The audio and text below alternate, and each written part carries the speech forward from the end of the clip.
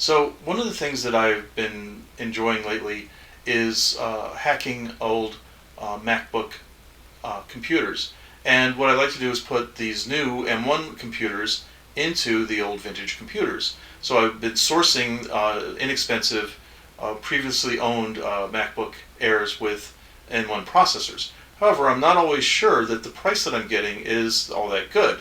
So very often I'll go over to the MacBook Air website and check on the prices. And of course, the new MacBook Air with an M2 processor costs almost $1,200.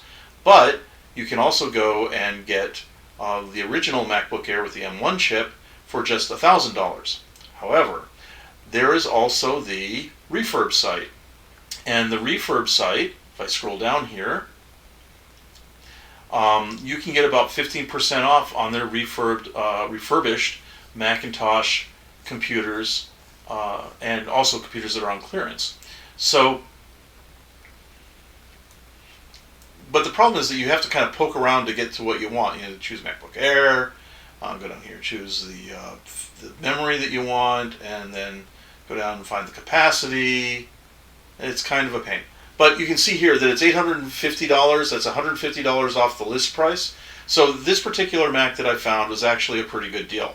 But that's not always the case. So I applied our extract, transform, and load capabilities to build this web page, which shows all of the different refurbished computers on the Apple website, and by price and by product. Now this is a Tableau embed. I have an HTML file and I'm like actually pulling this data directly from Tableau Public. So let me show you how I did that. I'm using Node.js, which is JavaScript on your desktop, and I wrote this program called Scrape.js. Scrape.js will go out to, and basically you could have done this in the browser. We've actually done this in class. Go to the URL for the refurbished website and find the JSON data, and it's called refurb grid bootstrap, and then write that JSON data out to apple.json. Now we'll go ahead and run my scrape.js, and you'll see it pull up the browser, go to the refurb Mac website, and it's done. It's already pulled all that data down. You can see it here. There's apple.json. Now this is a JSON file, but Tableau doesn't read JSON, it reads CSV. So the next step is to run the program to CSV, which will read in our apple.json and spit out apple.csv. This is essentially a transformation. So we've extracted the data, now we're going to transform it into CSV. And now that we've transformed it into a CSV, we need to put it someplace where Tableau can find it. And so we're going to throw it up into my Google Drive, where Tableau can read the CSV. And we do that with a simple copy command to copy it from the current working directory up to my Google Drive.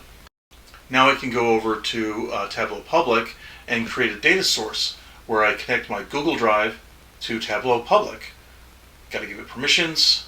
Now back over in Tableau Public, I've pulled in the data source, and I've created a spreadsheet with all my inventory by product and also by price.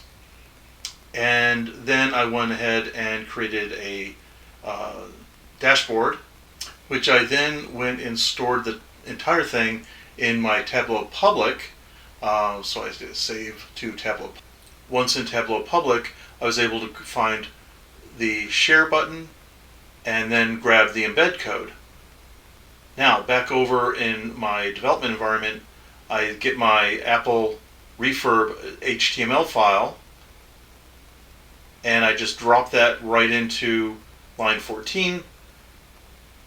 That puts my entire Tableau dashboard in my web page. Now all I have to do is get it up to my S3 bucket. So I log into aws.com, select S3, scroll down to the bucket that holds my website,